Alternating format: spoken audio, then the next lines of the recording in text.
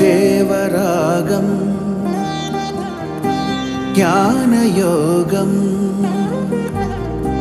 వ్యాసపీఠం బహువేదశాస్త్రం బోధామృతహిత శ్రీమన్నారాయణం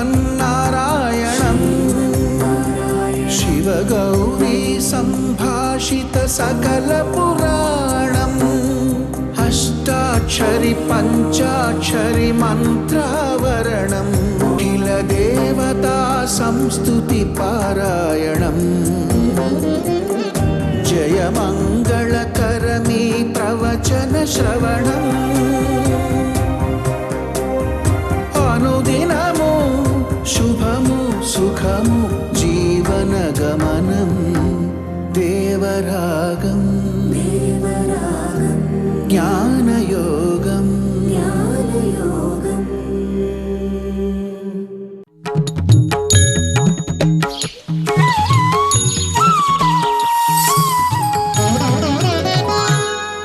ఆపదామపహర్తారం దాతారం సర్వసంపదాం లోకాభిరామం శ్రీరామం భూయో భూయో నమామ్యహం. జయ శ్రీమన్నారాయణ. ప్రియ భగవద్బంధులారా, అనంత కళ్యాణ గుణాకరుడు భగవంతుడు, ఇది మనకి వేదాలు చెప్తున్నాయి. సోస్నుతే సర్వాన్ కామాన్ సహ బ్రహ్మణా విపశ్చితేతి. వేదం చెప్తోంది. సహ అస్నుతే, కర్మబంధము తొలగి భగవంతుణ్ణి చేరిన జీవుడు అస్నుతే అనుభవించును. ఏమి అనుభవించును? సర్వాన్ కామాన్ సహ బ్రహ్మణా విపశ్చిత. సహబ్రహ్మణ, భగవంతుడితో పాటు. కామాన్ అస్నుతే, కామాన్ వీడు కోరుకునేటటువంటివి. భగవంతుణ్ణి చేరినవాడు భగవంతుడి నుంచి కోరుకునేవి ఏముంటాయి? ఆయన యొక్క కళ్యాణ గుణములు. కామాన్ అంటే ఆయనలో ఉండే అతి ఉత్తమమైనటువంటి కళ్యాణ గుణములతో కలసి, సహబ్రహ్మణ భగవంతుడితో భగవంతుడి గుణములని కూడా కలిపి అస్నుతే అనుభవించును. ఇది వేదం చెప్తాను. అంటే భగవంతుడు నిర్గుణుడు కాదు, ఉత్తమ కళ్యాణ గుణ ఆకరుడు. ఆకరుడు అంటే గని, గుణములకి గని లాంటివాడు. కళ్యాణ గుణ సాగరుడు, ఆయన గుణములకి సముద్రం లాంటివాడు ఆయన. మరి కొన్ని చోట్ల నిర్గుణుడు అని అంటుంటారు ఏమిటండి అని మళ్ళీ మనకు ఒక ప్రశ్న వస్తుంది వెంటనే మాట వినగానే. ఎస్, నిర్గుణుడే. మరి గుణాలు ఉన్నాయంటారండి? ఎస్, సముద్రం లాంటి గుణాలు ఉన్నాయి. మరి లేవంటారండి గుణాలు? అవును, లేవు. మరి ఉన్నాయంటారండి? ఉన్నాయి. ఏమిటిది పిచ్చివాడు మాటల్లాగా? ఉన్నాయి, లేవు, అది నిజమే, ఇది నిజమే. ఇది రామానుజాచార్య స్వామి వారు చేసినటువంటి మహోపకారం. వారికి ముందుండేటటువంటి వాళ్ళు తర్వాత మరికొంతమంది కూడా ఉన్నాయి అంటే ఆ ఉన్నాయి అని చెప్పే మంత్రాలే కరెక్ట్ కాబోలనుకున్నారు. నిర్గుణుడు లేనివాడు అని అంటే లేవని చెప్పేదే కరెక్ట్ అని అనుకున్నారు కొంతమంది. కనుక ఆయన నిర్గుణుడు, నిరాకారుడు, నిరంజనుడు. సో వీళ్ళకి వాళ్ళకి మధ్యలో ఒక పెద్ద ఆఘాతం ఏర్పడిపోయింది. కానీ రామానుజులు వారు చూశారు, ఇవి చెప్పింది ఆఘాతం కోసం కాదర్రా బాబు, వీటన్నిటిని కలిపి చక్కగా మధ్యలో మంచి సేతు వేసుకొని మనం హాయిగా ఆస్వాదించడం కోసం. ఉన్నాయి, రైటే. లేవు, సరి అయింది. రెండు మంచివే. ఎలా అవుతాయి? ఎలా అవుతాయంటే ఉన్నాయి అని అంటే ఆయనకి మాత్రమే తగినటువంటి అద్భుతమైనటువంటి గుణములు మరొకడికి ఉండడానికి అవకాశం లేని అతి ఉత్తమమైనటువంటి గుణములు కలిగిన వాడు ఆయన. మరి లేవు అని అంటే నీలాంటి నాలాంటి గుణాలు లేనివాడు ఆయన. మనం ఎంత మూర్ఖులమో మనకి తెలుసును, మనం ఎంత అజ్ఞానులమో మనకి తెలుసును. మనకి ఉన్నదాన్ని ఉన్నట్టు చూడడం చేత కాదు, లేనిదాన్ని లేనట్టు అంగీకరించడం చేత కాదు, ఉన్నదాన్ని లేనట్టు లేని దాన్ని ఉన్నట్టు మనకుండేటటువంటి పైత్యానంతటిని కూడా అవతల వాటి మీద మోపి తద్వారా ప్రవర్తించడం అనేది మనకు అలవాటు. ఇదిగో ఇలాంటి పాడుగుణాలు లేనివాడు ఆయన. సో లేనివాడు అనే మంత్రాలు రైటే, ఉన్నాయి అని చెప్పే మంత్రాలు సరైనవే. లేవు అనంటే ఈ జీవులకి ఇతరమైనటువంటి వాటికి ఉండేటటువంటి గుణముల వంటి పరిమితములు కలిగిన, లేదు ఇతర అపేక్ష మీద అవి నడిచేటటువంటి గుణములు లేనివాడైనా. ఉన్నాయి అనంటే అసాధారణమైనటువంటి, తనకి మాత్రమే తగినటువంటి, ఇతరులకు ఎవరికీ ఉండడానికి ఆస్కారము లేని అతి ఉత్తమములైనటువంటి గుణములు కలవాడు ఆయన. ఇప్పుడు రెంటికి ఏమైనా ప్రమాదం ఏమైనా ఉందా, ఇబ్బంది ఏమైనా ఉందా? రెంటికి పొసగని తనం ఏమైనా ఉందా వీటిల్లోనూ? ఏం లేదు. చెడు లేనివాడు, మంచి ఉన్నవాడు, సరిపాయ్. ఇది రామానుజాచార్య స్వామి చేసినటువంటి ఒక అద్భుతమైనటువంటి మహోపకారం. వేదములకి అవి కూడా సజీవములు కనుక వాటికి కూడా ఒక రకమైనటువంటి చేతన ఉంటుంది. అవి ఎప్పుడు భయపడుతుంటాయిటండి. ఎందుకని? తెలివి తక్కువ వాడెవడైనా వచ్చి వీటి అర్థాలు చెప్పాలి అని ప్రయత్నం చేసి అపార్థకల్పనం చేసి ఎక్కడ నన్ను తప్పుదారి పట్టిస్తాడో అని ఆ వేద పురుషుడు ఎప్పుడు కూడా భయపడుతూ ఉంటాడు. ఆ భయాన్ని తగ్గించాలి. అలా తగ్గించినటువంటి మహనీయులు భగవద్ రామానుజాచార్య స్వామి. యహ శృతి స్మృతి సూత్రాణం అంతర్జ్వరం అసీశమత్. వాటి కలిగినటువంటి అంతర్జ్వరం ఏమిటి? అపార్థ పరికల్పనం.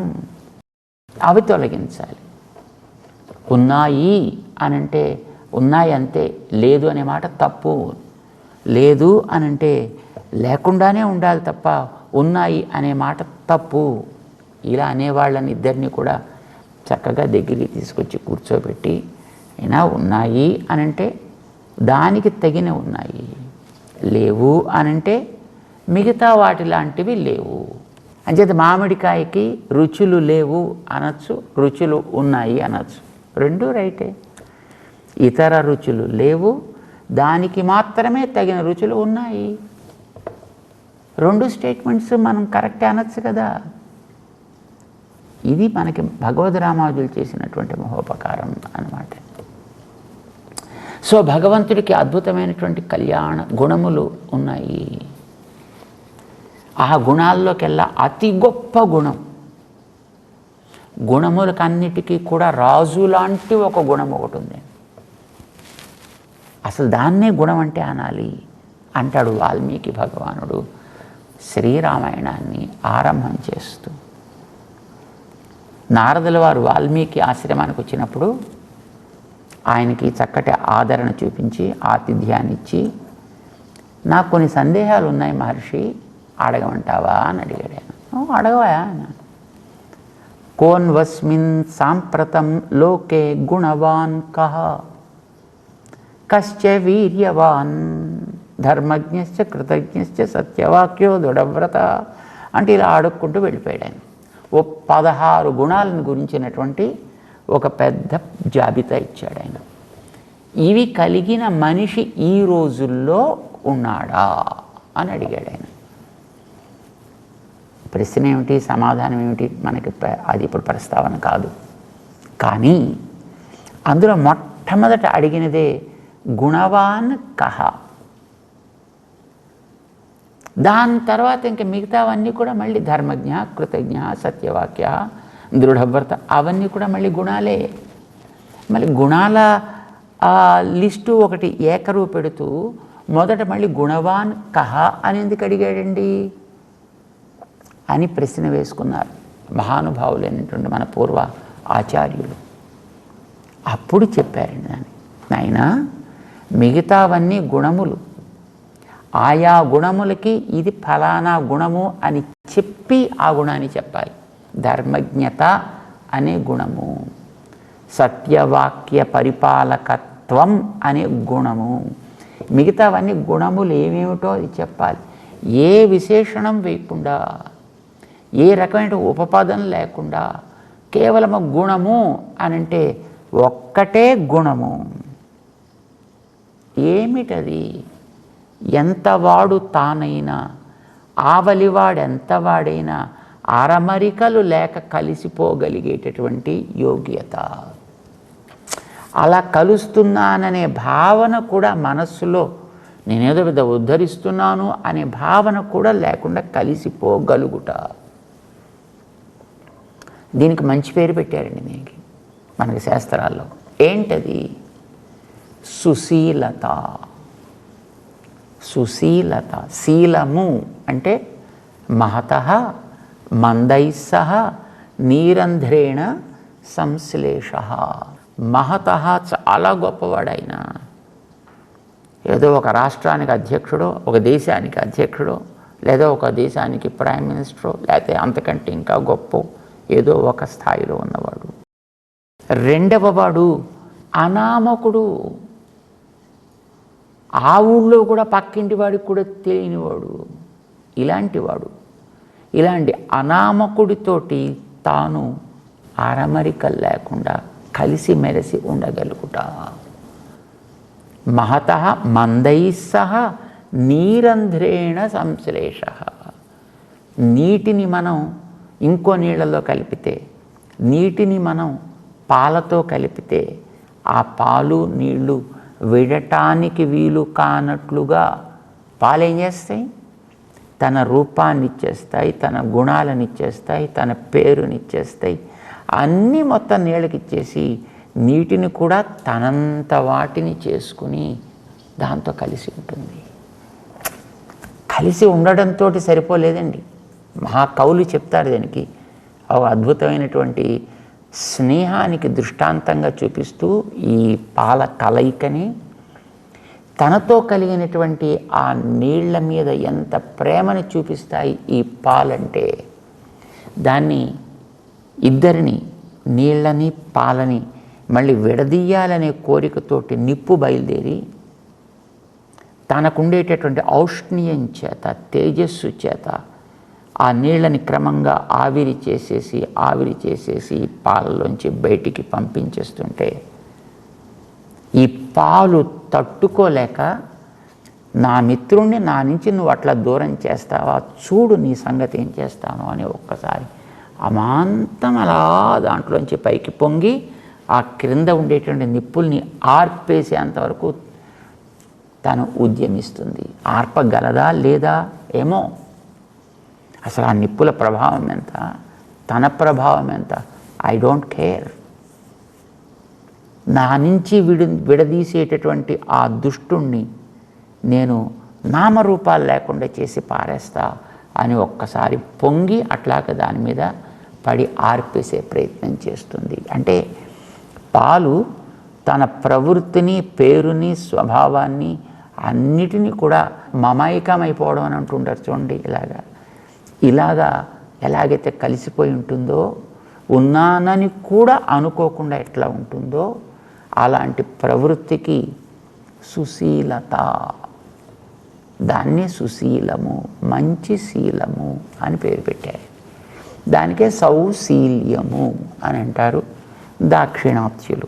ఎందుకంటే దాక్షిణాత్యులకి దాన్ని తద్ధితాలు చెప్పడం చాలా ఇష్టం అంటారు. చేత సుశీలత అనేదాన్ని సౌశీల్యం అనే పేరుతోటి వ్యవహరిస్తుంటారు. భగవంతుడి గుణాలలో ఈ సౌశీల్యం అనేటటువంటిది రాజు లాంటిదన్నమాట. గుణాలన్నిటిని కూడా మనం దాంట్లో కొంతమంది క్యారెక్టర్స్ కింద క్రియేట్ చేస్తే ఆ క్యారెక్టర్స్ అందరికీ కూడా రాజు లాంటిది ఆయనలో ఉండే సౌశీల్యం. అంచేత ఎప్పుడైనా ఉత్త గుణము అనే పదం చెబితే అది సౌశీల్యానికే చెందుతుంది. మిగతా గుణాలకన్నిటికీ ఆయా పేర్లు పెట్టి చెప్పాలి. అందుకోసమనే ఇలాంటి సౌశీల్యం కలిగిన వాడెవ్వడు అని అడిగాడు వాల్మీకి నారదుణ్ణి. సరే సమాధానం చెప్పాడు. తర్వాత రాముడని ఆయన ఇప్పుడే ఉన్నాడయ్యా ఈ రోజుల్లోనే అని చెప్పాడు ఆయన. తర్వాత రామకథను వివరిస్తాడు. రాముడిలో అది ఉన్నాయా అంటే మనం ఆయన చరిత్రను చూడాలి.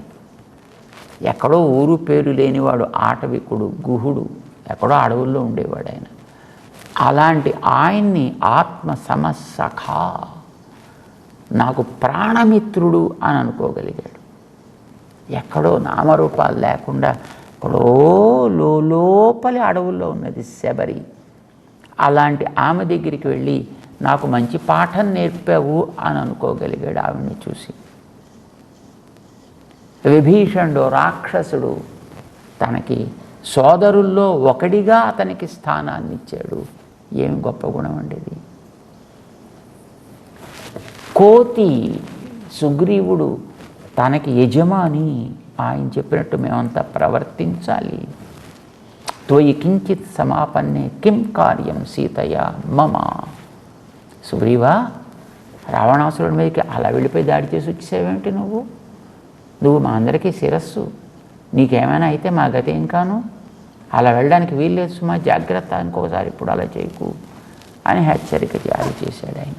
ఎంత గొప్ప సౌశీల్యం ఆయనలో ఉంది అనేది మనం గమనించాలన్నమాట. దీనికి సౌశీల్యం అని పేరు పెట్టారు. ఇది ఉంది అని భగవంతుడు తన యందు భక్తి చూపినటువంటి వ్యక్తులు ఎవరైనా సరే అలాంటి వారి విషయంలో ఈ సౌశీల్యాన్ని ఆయన ఆవిష్కరించేటటువంటి స్థితిని తెలియజేస్తున్నాడు. 29వ శ్లోకంలో 9వ అధ్యాయంలో చూడండి శ్లోకాన్ని.